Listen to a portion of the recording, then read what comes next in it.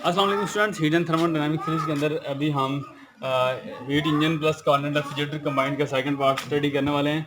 और क्योंकि ये काम हमने पहले भी किया, हमने एक इंजन एक्स और कॉर्नेट रेफ्रिजरेटर को कंबाइन किया और हमने वहाँ से प्रूव किया कि कोई भी इंजन कॉर्नेट इंजन ज़्यादा एफिशिएंट नहीं हो सकता। पहले हमने ये क्लेम किया, फिर हमने देखा कि ये रॉन्ग है, ऐसा मुमकिन नहीं है। क्योंकि हमने जब ये काम किया तो हमें पता चला कि हम एक ऐसा रेफ्रिजरेटर बना सकते हैं जो कि परफेक्ट रेफ्रिजरेटर है, जो कि पॉसिबल नहीं है।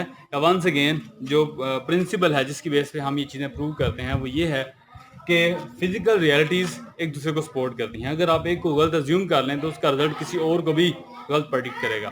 तो अगर हम इसकी मैं एग्जांपल दे चुका हूँ लास्ट लेक्चर में।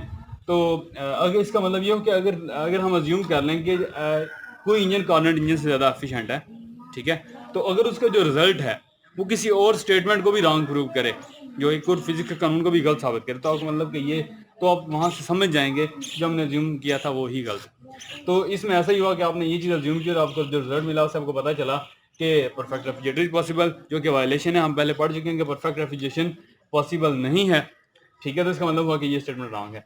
अब हम यहाँ पे यही चीज़ देखने वाले हैं, एक और चीज़ क्लेम करके, एक और रॉन्ग चीज़ क्लेम करके।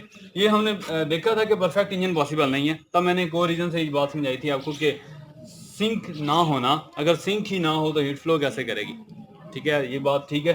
अगर सिंक ही बंद कर देंगे तो हीट का फ्लो कैसे स्टार्ट होगा, वर्क हम कैसे हासिल करेंगे। अभी हम एक इसी लॉजिक से इस चीज़ को भी प्रूव करने वाले हैं। तो हमने सबसे पहले क्लेम किया कि जी let perfect engine is possible. तो हमने एक परफेक्ट इंजन बनाया, सारी की सारी हीट को वर्क में कन्वर्ट करवाया और इस वर्क को एक रेफ्रिजरेटर का इनपुट बना दिया, ठीक है। इस वर्क को इस रेफ्रिजरेटर का इनपुट बना दिया। और ये रेफ्रिजरेटर भी एक्चुअली एक इंजन है जो ऑपोजिट डायरेक्शन में अमल कर रहा है। मैंने आपको ये बात समझाई हुई है पहले। तो हमारे पास अगर हम इस इक्वेशन देखें, इस रेफ्रिजरेटर की इक्वेशन देखें, तो आप पता है इसको हम लिख सकते हैं QHC is equal to QLC plus W, कि ये दोनों मिल के इस चीज़ को प्रोड्यूस कर रहे हैं कि ये लो इंजन लो जो है लो की तरफ हीट फ्लो कर रही है, वो इस वर्क के बगैर मुमकिन नहीं है। तो इसको ऐड करके ये QHC is equal to QLC plus W। तो यहाँ से हम रीअरेंज करके इसको ऐसे लिख सकते हैं QHC minus W is equal to QLC, ठीक है। सिंपली आप इसको ऐसे लिख सकते हैं। और हमें अब देखें कि ये जो QH है ये सारे का सारा वर्क को बना रहा है, यानी कि QH is equal to W, सारी की सारी हीट वर्क में कन्वर्ट हो रही है। तो QH is equal to W आप लिख सकते हो, QH is equal to W, ठीक है। ये चीज़ हमने यहाँ पे अज्यूम की थी। तो ये चीज़ हम पुट करते हैं इस इक्वेशन के अंदर, हमने पुट कर दिया, W को QH लिख दिया, ठीक है। तो हमें पता चला कि हम लिख सकते हैं QHC minus QH is equal to QLC।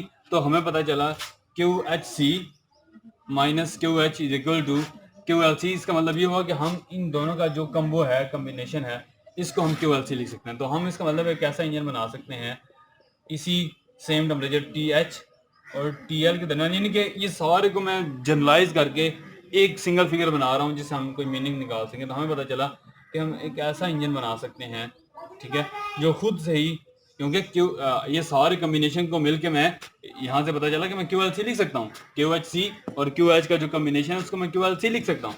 तो मैं इसकी जगह पे यहाँ पे लिख सकता हूँ QLC।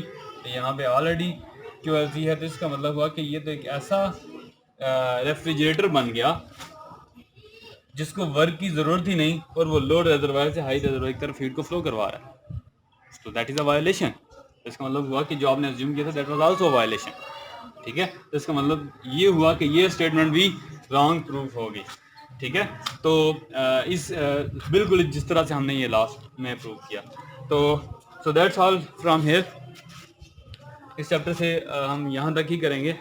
तो वंस अगेन फिजिकल रियलिटीज एक दूसरे को सपोर्ट करती हैं, एक दूसरे को प्रोडिक्ट करती हैं, ठीक है। और एक को अगर हम गलत अज्यूम करें तो हमें बाकी को भी गलत लेना पड़ता है। सो that's all from this lecture. इसको बुक से भी रीड आउट कीजिएगा, हम इसके प्रॉब्लम भी करेंगे और कोशिश करेंगे इसका मुकम्मल कॉन्सेप्ट आपके जहन में क्लियर हो जाए। So that's all from today students, अल्लाह हाफिज़।